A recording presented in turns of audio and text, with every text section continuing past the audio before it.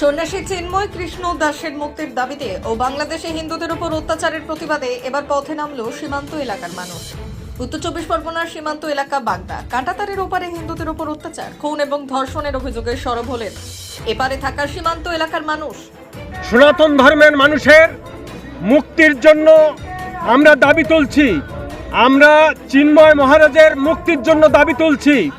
বাংলাদেশের মন্দিরগুলোকে গুড়িয়ে দেওয়া হচ্ছে।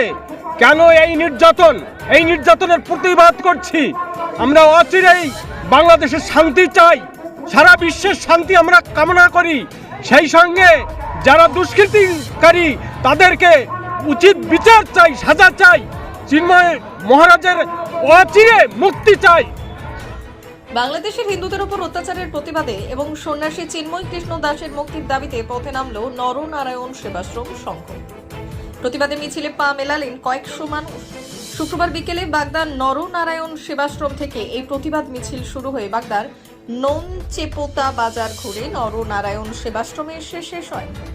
নরনারায়ণ সেবাশ্রম সংঘের সন্ন্যাসীরা জানালেন, বাংলাদেশে হিন্দুদের উপর যে অত্যাচার হচ্ছে তা অবিলম্বে বন্ধ করতে হবে এবং সন্ন্যাসী চিন্ময় কৃষ্ণ দাসের মুক্তি দিতে হবে, না হলে আগামীতে আরো বৃহত্তর আন্দোলনে নামবেন তারা।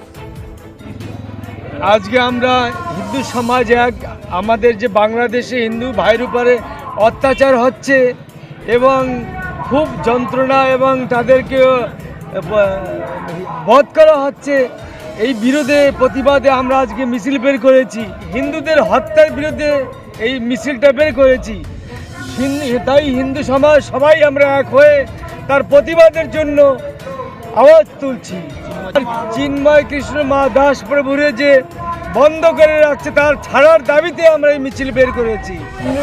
সমগ্র হিন্দুদের উপর, সনাতনীদের উপর সেই বর্বরচিত হত্যালীলা, যে বর্বরচিত অত্যাচার চলছে তার প্রতিবাদে বাগদা নরনারায়ণ সেবাশ্রম সংঘের পক্ষ থেকে এই বিক্ষোভ মিছিল।